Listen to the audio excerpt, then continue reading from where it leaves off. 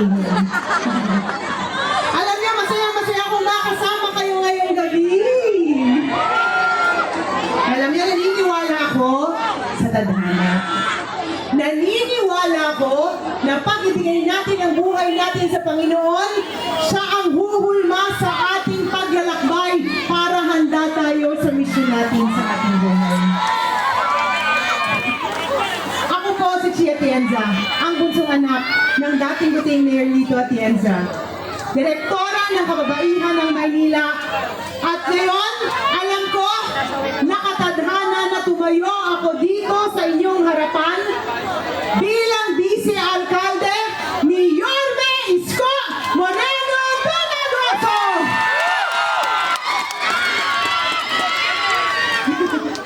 Pero sa totoo lang, nung bata pa ako, ang pangarap ko sa aking buhay ay maging isang misyonaryo.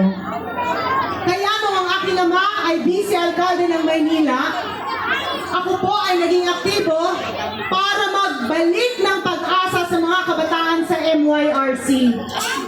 At nung ang aking ama ay alkalde ng Maynila, ako po ay naging aktibo sa iba't ibang church organizations. Buwan-buwan pumupunta po ako sa Bilibid Prison para mag-medical mission feeding at ibalik ang pag-asa sa ating mga kapatid na nakulong. At nung ang aking ama ay naging congressman ng Buhay Party List, ay natin. Libo-libong food packs ang ipinamahagi sa inyo. Ako po ang gumawa ng paraan para mangyari yun. At milyong-milyong halaga ng mga vitamina at maintenance ipinamahagi sa mga Manilenyo. Ako rin po ang gumawa ng paraan para mangyari yun. Pero kahit kailan, hindi ko po pinakita ang aking mukha sa lahat ng kabutihan na ginawa ko. Dahil naging mas importante po para sa akin na pag ako ay tumingin sa itaas, alam ko masaya ang Panginoon sa nagawa ng aking buhay dito sa mundo.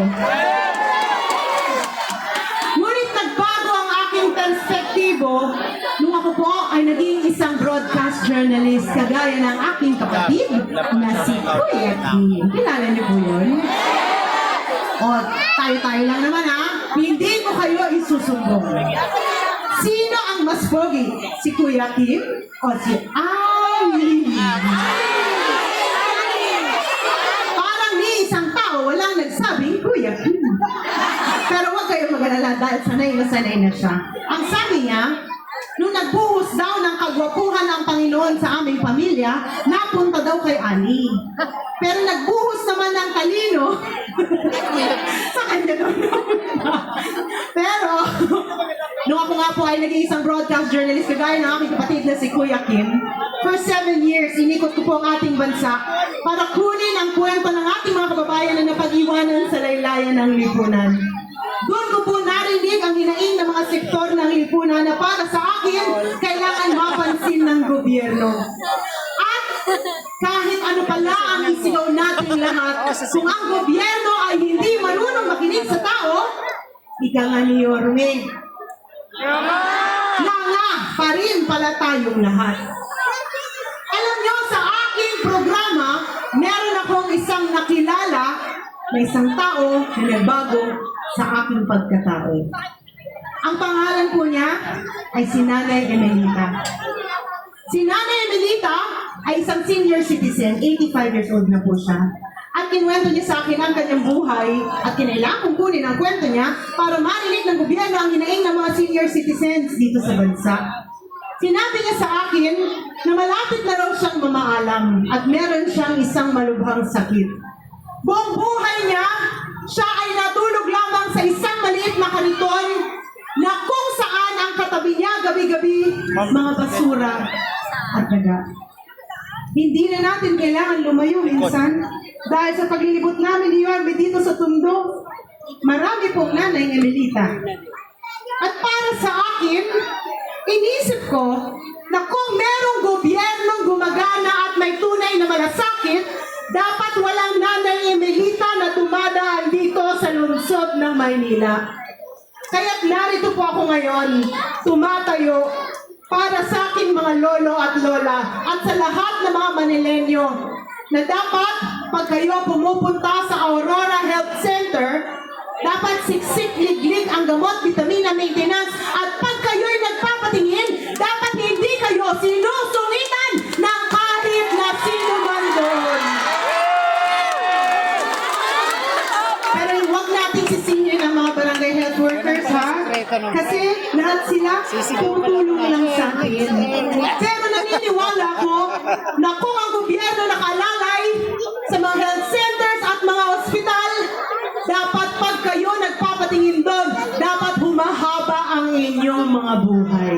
Kaya balang araw sa amin ni Yorme, makakasiguro kayo na pag kayo ay pumunta sa Aurora Health Center, service with a smile ang makukuha ninyo.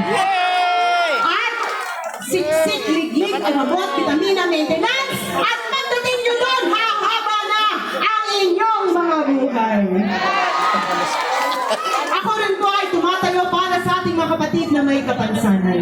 Lalo't lalo na sa mga magulang na may anak na may kapansanan. Mahirap mabuhay ng may kapansanan.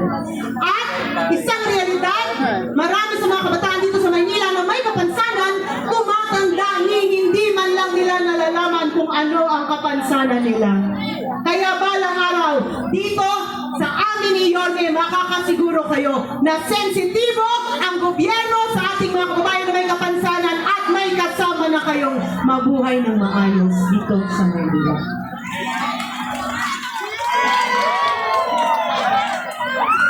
Ako rin ay tumatayo para sa mga magulang na narito ngayon. Taas pa kami mga magulang dito. Sa mga hindi may alam, ang akala nila, bata pa ako. Tingin niyo ba ba? Mga ilang taon po? 23! 18? Grabe kayo. Hindi po natin mag-vice mayor ang 18 years old. Ako po ay 43 years old na. At may 3 na po ang anak na malalaki. At halos 20 taon na po akong may asawa. Kaya tayo, hindi na po ako dalaga. Dalang-dala na ako. Pero bilang isang magulang, alam ko kung ano ang nasa puso nyo. Na pag sa gabi, habang natutulog ang inyong mga munting suping, kahit paano nagdadasal kayo na merong isang gobyerno na nakaalalay sa pagpapalaki sa kanila. Huwag kayong mag-alala dahil balang araw sa amin ni Yorme, makakasiguro kayo, nakasama nyo kami sa pagpapalaki ng inyong mga anak para makamit nila ang misyon nila sa buhay balang araw. Ako rin ay tumatayo para sa mga LGBTQ plus members na narito ngayon. Alam nyo, isang bagay na narinig ko, bata pa lang ang marami sa kanila, marami ng diskriminasyon silang pinagdaanan. Balang araw, sa amin ni Yorme, pantay-pantay na oportunidad para sa lahat ng Manilenyo, kahit ano pa man ang kasarian mo. Alam nyo, nung kami ni Yorme nag-motorcade dito sa iyong distrito, narinig namin ang malakas na sigaw nyo. Ano nga po yan? Bumalik ka na!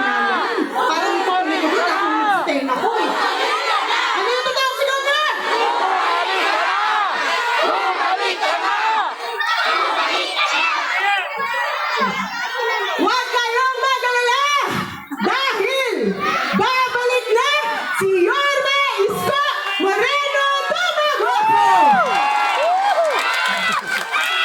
O, sigaw pa kaya? Baka biglang dumating na dito. Pag malakas ang sigaw niya, mahina yata eh. Isa